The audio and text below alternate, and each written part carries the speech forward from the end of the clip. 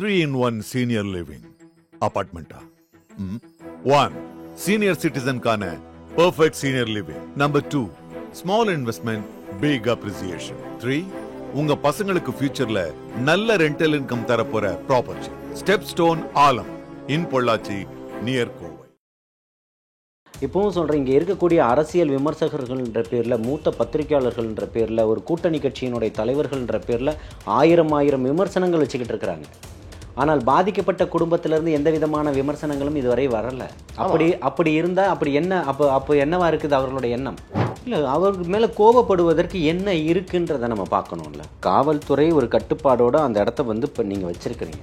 கூட்டத்தினுடைய அறிவுறுத்தலும் கூட்டத்தினுடைய நிகழ்ச்சி அந்த இடத்துல ஏற்பாட்டாளர்கள் செய்ய தவறி இருந்தாலும் அதை காவல்துறை ஒழுங்குபடுத்தி இருக்கணும்னு சொல்கிறாங்க.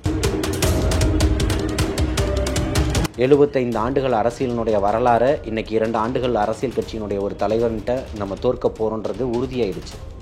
அந்த பயத்தினுடைய வெளிப்பாடாக இன்றைக்கி கதறிக்கிட்டு இருக்கிறாரு. இவ்வளோ துயர சம்பவம் நடந்ததுக்கப்புறம் தாவேக்காவோட எப்படி எழுந்து வரப்போகுது, வந்தால் அதோட செயல்பாடுகள் எப்படி இருக்கும்? தமிழக வெற்றி கழகம்ல தமிழகத்தில் இருக்கக்கூடிய அனைத்து கட்சிகளுமே இதே போன்ற ஒரு துயர சம்பவங்களை எதிர்கொண்டது இல்லை.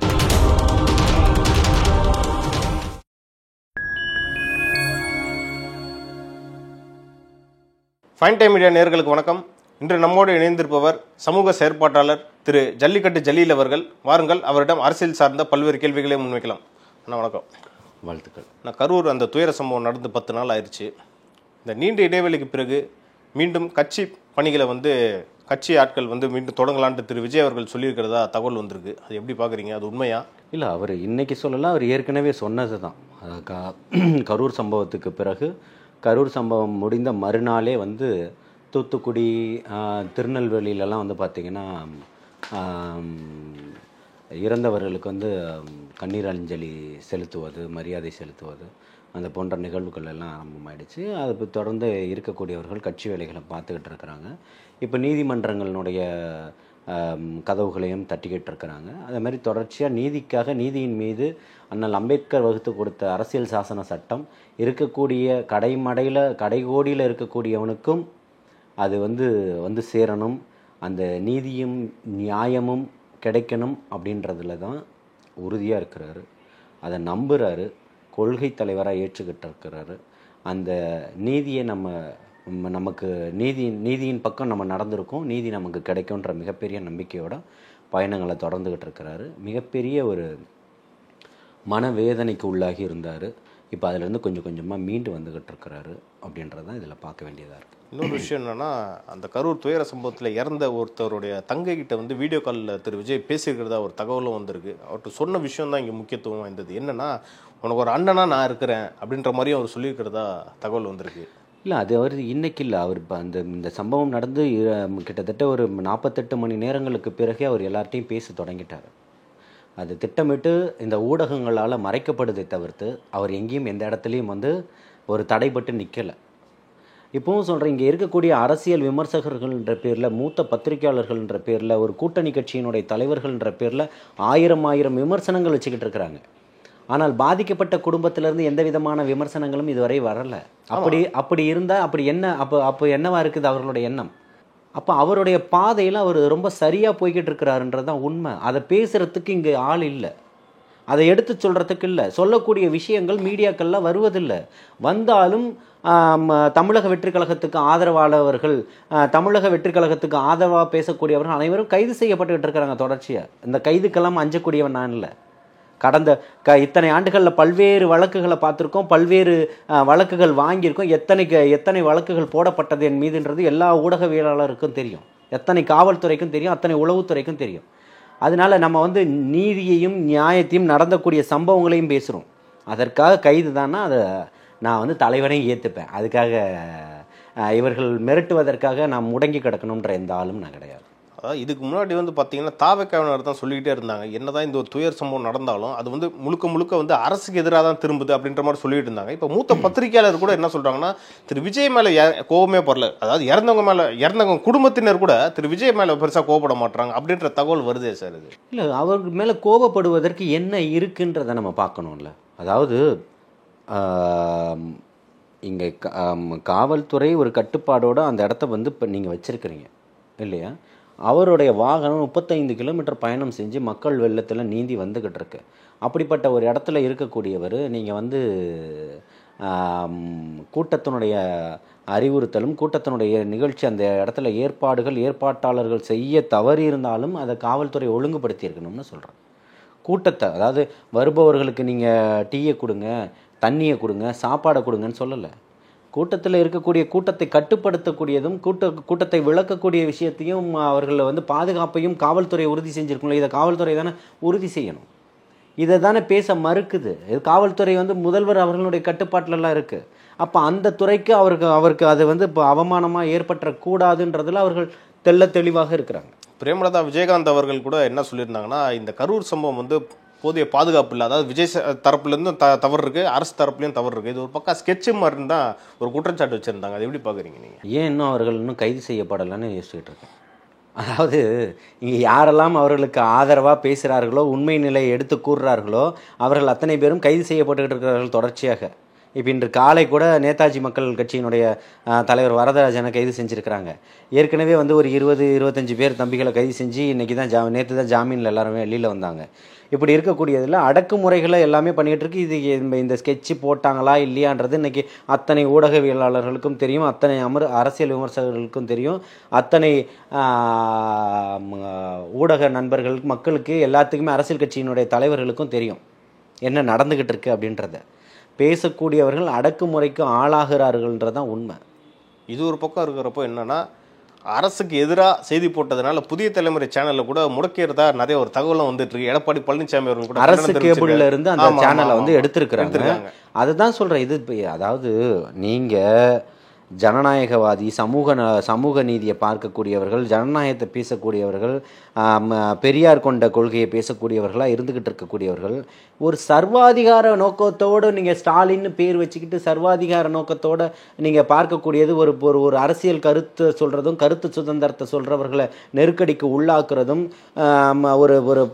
ஒரு பொது செய்திகளை வெளியிடக்கூடிய ஒரு தனியார் தொலைக்காட்சியை வந்து அரசு கேபிள்லேருந்து எடுப்பதும், இது வந்து ஒரு சர்வாதிகாரத்தினுடைய போக்கு. வரக்கூடிய காலகட்டங்கள் எப்படி இருக்குன்றது அது தளபதிக்கானதாக தான் இருக்கும். இங்கே பாதிக்கப்பட்டவனுடைய பக்கம் நிற்கிறாரு அப்படின்றத எல்லாரும் நம்புகிறாங்க. முக்கியமாக பாதிக்கப்பட்ட மக்கள் நம்புகிறாங்க, நம்ம பக்கம்தான் நிற்கிறாரு அப்படின்றத. அதுவே இறைவனுக்கு மிகப்பெரிய ஒரு நன்றி சொல்லக்கூடிய ஒரு இடத்துல இருக்கும். அதாவது இவர் ஏன் இதை பேசலை, அதை பேசலை, இவர்களுக்காக பேசக்கூடியவர் அல்ல அவர். அவருக்கு என்ன, இங்கேயே மௌனமாக இருக்கிறாரு. மௌனமே மிகச்சிறந்த முன்னெடுப்பு, ஆயுதம், மிகப்பெரிய நன்மையை உங்களுக்கு கொண்டு வந்து சேர்க்கணும் நபிகள் நாயகம் சொல்கிறார். இல்லை, நிறைய பேர் அதை வந்து ஆதரிக்கிறாங்க. விஜய் மௌனமாக இருக்கிறது தான் நல்லதுன்றாங்க. அதை தான் சொல்கிறேன். நபிகள் நாயகம் இன்னைக்கு இல்லை, 1500 ஆண்டுகளுக்கு முன்பு சொல்லிட்டாரு மௌனம் மிகச்சிறந்த ஆயுதம்னு சொல்லி. மௌனத்தை உங்களால் நிறைய இடங்களில் தர்க்கம் பண்ணுறீங்களா, பண்ணாதீங்க, மௌனமாக கடந்து போங்கன்னு சொல்கிறாரு. அது உங்களுக்கு நன்மையை ஏற்படுத்துன்னு சொல்கிறாரு. அவர் கொண்ட மௌனம் இன்னைக்கு மிகப்பெரிய ஒரு நன்மையை அவருக்கு ஏற்படுத்தியிருக்குன்னு சொல்கிறேன். ஆனால் இதுதான் நிறைய பேர் விமர்சிக்கிறாங்க. வாயை திறக்க மாட்டாரு, இவ்வளோ பெரிய சம்பவம் நடந்துருச்சு. யாருக்கு திறக்கணும்? பாதிக்கப்பட்டவர்கள் யார்? அந்த குடும்பத்தார். அந்த குடும்பத்தார் சொல்லட்டும்னு சொல்கிறேன். அந்த குடும்பத்தாரோட தொடர்ச்சியாக பேசுகிறாருங்க. ஒரு தொடர்பில் இருக்கிறாரு. ஒரு அண்ணனாக இருக்கேன், ஒரு தம்பியாக இருக்கேன், ஒரு தாய்மாமனாக இருக்கேன், ஒரு உறவினராக நான் உங்களோடவே இருக்கிறேன்னு சொல்கிறாரு. சொல்லிட்டு கடந்து போகிற அளவுக்கான நடிகர் அல்ல. சொன்ன ஸ்டாண்டில் அங்கேயே நிற்கக்கூடியவர். இன்றைக்கி அரசியல் கட்சியாக மாறி இருக்குது. இன்றைக்கி தலைவனாக நிற்கிறாரு. இதைத்தான் இவர்களால் தாங்கிக் கொள்ள முடியலைன்ற அனைத்து மூத்த பத்திரிக்கையாளர், உண்மையான பத்திரிகையாளர்களுடைய விமர்சனங்கள் எல்லாத்தையுமே எடுத்து பாருங்கள். பொதுமக்களுடைய, வெகுஜன மக்களுடைய கருத்துக்களை எடுத்து பாருங்கள். இன்னைக்கு அவருக்கு ஆதரவாக போய்கிட்டு இருக்காங்க. ஆனால் அவங்க வந்து அரசு தரப்புலேருந்து என்ன சொல்கிறாங்கன்னா, அது வந்து வதந்தி பரப்புறாங்க, அதனால தான் வந்து கைது செய்யப்படுறாங்கன்னு சொல்கிறாங்க. ஆனால் பத்திரிகையாளர் நிறைய பேர் என்ன சொல்கிறாங்கன்னா, இல்லை நாங்கள் உண்மையை தான் எடுத்து பேசுகிறோம், ஆனாலும் கைது செய்கிறாங்க. எது வதந்தி பரப்பக்கூடியதுன்னு கேட்குறேன். கரூரில் 41 பேர் இறக்கலையா? கள்ளக்குறிச்சிக்கு அவர் போகாமல் இருக்கலையா? இங்கே கரூருக்கு வரலையா? இதையெல்லாம் பேசுவது வதந்தி பரப்புவதா ஆகிடுமா? அதாவது அவருடைய பார்வையும் எண்ணமும் குறுகிடுச்சு. 75 ஆண்டுகள் அரசியலினுடைய வரலாறை இன்றைக்கி 2 ஆண்டுகள் அரசியல் கட்சியினுடைய ஒரு தலைவன்கிட்ட நம்ம தோற்க போகிறோன்றது உறுதியாயிடுச்சு. அந்த பயத்தினுடைய வெளிப்பாடாக இன்றைக்கி கதறிக்கிட்டு இருக்கிறாரு. நீங்கள் உங்களுடைய கூட்டணியில் யாருக்கெல்லாம் இங்கே ஒரு மிகப்பெரிய ஒரு பூச்சாண்டியை காட்டிக்கிட்டே இருந்தீங்க. இங்கே இல்லைனா பிஜேபி வந்துடும், இங்கே இல்லைனா பிஜேபி வந்துடும், இங்கே இல்லைனா பிஜேபி வந்துடும், இங்கே இல்லைனான்னு அவர் கோடிட்டு காட்டக்கூடியது காங்கிரஸ். இன்றைக்கி அந்த காங்கிரஸ் கட்சியினுடைய தலைவர் இன்னைக்கு இவரை தொடர்பு கொண்டு பேசுகிறாரு ராகுல் காந்தி. அப்போ அவருக்கு அந்த பயமும் பதட்டமும் இருக்க தானே செய்யும்.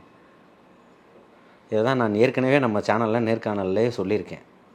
மிகப்பெரிய கட்சிகளினுடைய வருகையெல்லாம் இருக்குது, மிகப்பெரிய பிரேக்கிங் நியூஸ் இருக்குன்னுலாம் சொல்லியிருக்கிறேன். தமிழக வரலாற்றில் மிகப்பெரிய ஒரு மாற்றத்தை நிச்சயமாக நிகழப்போகுது. அந்த தமிழகத்தினுடைய மாற்றத்தினால் இந்த ஒன்றியத்திற்கு மிகப்பெரிய ஒரு மாற்றம் இருக்குது. இப்படி ஒரு சைடு இருக்கிறப்ப திரு விஜய் அவர்கள் மேலே ஒரு வழக்கு கூட போடாமல் இருக்கீங்களே, அது ஏன்ற ஒரு கேள்வி வருது இல்லை சார்? இல்லை, நீங்கள் போடுங்க, போட்டாலும் அது வந்து அரசியல் வழக்கு தான். அது நிற்காதுன்னா திரு அண்ணாமலை அவர்களும் சொல்கிறாரு. அதை தான் சொல்கிறேன். இப்போது நீங்கள் நான் என்னன்னா, இப்போ உங்களுக்கு நான் பேட்டி கொடுக்குறேன், நாளைக்கே நான் கைது செய்யப்படலாம், புரியுதுங்களா? அதற்காக நான் வீட்டில் முடங்கி கிடக்கணுன்ற அவசியம் இல்லை. என்ன, நான் இப்போ கைது செய்யப்பட்டால் அது இப்போ உங்களுக்கு இருக்கக்கூடிய சட்டங்கள் எத்தனையோ பேர் உடச்சி எல்லாருமே வெளியில் வந்துக்கிட்டு இருக்கிறாங்க. என்ன வழக்கு? தேச விரோத வழக்கு போட்டுற போகிறீங்களா? எந்த சட்டத்தின் அடிப்படையில் எந்த செக்ஷன் கீழே என் மேலே வழக்குகள் பதிவு செய்ய போகிறீங்க? அதே அம்பேத்கர் சொல்லி தந்திருக்கிறார், இங்கே கருத்தியலை சொல்கிறதுக்கு முழு சுதந்திரம் இருக்குன்னு சொல்லிட்டு. அந்த மாதிரி சட்டங்கள் வந்து நீங்கள் சட்டத்தை வளைக்கலாம்னு நினச்சிக்கிட்டு இருக்கிறீங்க.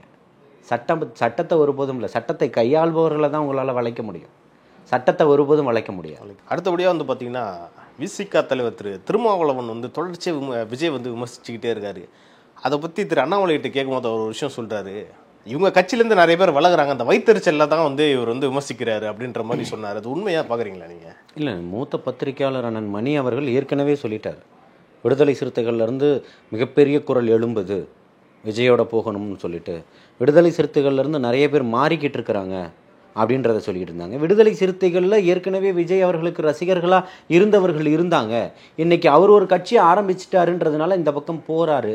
அது விடுதலை சிறுத்தைகள்லேருந்தும் போகிறாங்க, பாஜகவிலேருந்தும் போகிறாங்க, திமுகவிலிருந்தும் போகிறாங்க, அதிமுகவிலிருந்தும் போகிறாங்கன்றதை வெளிப்படையாக பேசியிருக்கிறார். இப்போ இல்லை, கிட்டத்தட்ட ஒரு 6 மாதங்களுக்கு முன்பே ஒரு தொடர்ச்சியாக பேச ஆரம்பிச்சிட்டாங்க. அது திருமாவர்களுக்கும் மிகப்பெரிய ஒரு இழப்புன்றதையும் இப்போ ஒரு 3 மாதங்களுக்கு முன்பு கூட பதிவு செஞ்சிருக்கிறார். ஏன்னா கூட்டணியில் அவ்வளோ கட்சிகள் இருந்தோம், திருமாவளவன் மட்டும் ஃபோக்கஸ் பண்ணி ஒரு தொடர்ந்து விஜய் அடிச்சுக்கிட்டே இருக்கிறது, அதுதான் இங்கே கேள்வியாக இருக்குது. இல்லை, நீங்கள் திமுகவினுடைய அஜெண்டா வந்து இன்றைக்கி அதுவாக தானே இருக்குது. அவரை கார்னர் பண்ணி பேசணும் அப்படின்றது தான் இன்றைக்கி வந்து அவருடைய அஜெண்டாவாக இருக்குது. திமுகவினுடைய கூட்டணியில் இருப்பதற்காக பேச வேண்டிய ஒரு சூழலுக்கு, கட்டாயத்துக்கு அண்ணன் திருமா அவர்கள் ஆளாயிருக்கிறாரோ அப்படின்ற ஒரு பார்வை இருக்குது. இறுதியாக வந்து இப்போ வந்து பேரணியாக இருந்தாலும் சரி, கட்சி கூட்டங்களாக இருந்தாலும் சரி, ஒரு கட்டுப்பாடு விதிச்சிட்டாங்க. ஹைகோர்ட்டும் சொல்லிருச்சு, நீதிமன்றங்கள் ரொம்ப ஒரு கடுமையான சட்டங்கள் வேணும், அப்போ தான் வந்து உயிரிழப்புகளை வந்து தடுக்க முடியும்னு சொல்லியிருக்கு. இதை வந்து தாவேகா, ஏன்னா கூட்டம் வந்து அதிகமாக வரும் திரு விஜய் அவர்கள் வரும்போது, போகிற போக்கில், அதாவது இதுக்கப்புறம் இருக்க போகிற பரப்புரைகள்லாம் வந்து தாவேகா வந்து எப்படி இருக்கும்னு நீங்கள் நினைக்கிறீங்க கூட்டங்கள்? இல்லை, இப்போவும் நம்ம என்ன சொல்கிறோன்னா, கட்டுப்பாடுகள் விதிப்பதை வரவேற்கிறோம், புரியுதுங்களா? கட்டுப்பாடுகள் எல்லாத்திற்குமே தேவை தான். அது தமிழக வெற்றி கழகம் ஒருபோதும் மறுக்கலை. நாங்கள் வந்து இப்போ தலைவர் தளபதி அவர்களை வந்து திருச்சியில் பேசிட்டு, அரியலூரில் பேசிட்டு, குன்னத்தில் கூட எழுந்து நின்று கையசைச்சாதரை தவிர மைக்கு போட்டு எந்த இடத்துலையும் பேசலை.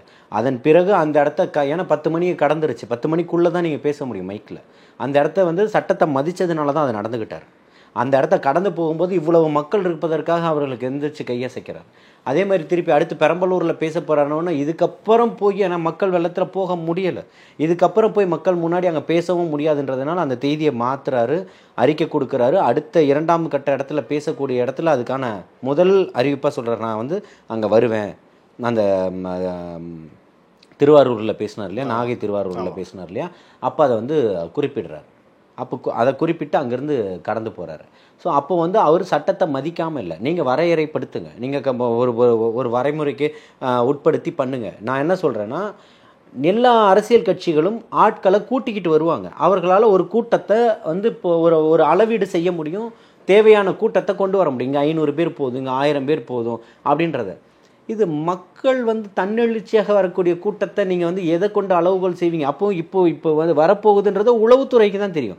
அப்போ உளவுத்துறை அதை கருத்தில் கொண்டு காவல்துறைக்கு அறிவுறுத்தி அதை நீதிமன்றங்கள் மூலியமாகவோ, இல்லை இப்போ இருக்கக்கூடிய நீதிமன்றங்கள் என்ன சட்டங்கள் வகுத்திருக்கோ அதன் மூலியமாக அதற்கேற்ற மாதிரி இப்போ இவ்வளோ பேர் வராங்கன்னா அதுக்கேற்ற மாதிரி ஒரு இடத்த கொடுங்கன்னு சொல்கிறோம். அதே மாதிரி இந்த கரூர் துயர சம்பவத்துக்கு வந்து திரு எடப்பாடி பழனிசாமி அவர்கள் தொடர்ந்து அரசை வந்து கேள்வி கேட்டுக்கிட்டே இருக்காரு. இன்னொரு பக்கம் விஜய்க்கு ஆதரவாகவும் பேசிக்கிட்டு இருக்காரு. ஒரு வகையில் கூட்டணிக்கு எதுவும் அடிபடுறாரா அப்படின்ற ஒரு கேள்வி எழுது சார் மக்கள் மத்தியில். இதை வந்து ஒரு சம்பவத்தை வச்சு இதை கூட்டணி இது பண்ணுறாங்க அப்படின்னு சொன்னால் வந்து உண்மையில் வந்து ஒரு அரசியல் பார்வையாக இருக்காது, புரியுதுங்களா? இந்த சம்பவத்தை வச்சு தான் ஒரு அரசியல் பண்ணணும் அப்படின்றது. அது ரொம்ப கீழ்த்தரமான ஒரு அரசியல் என்னுடைய பார்வையில்.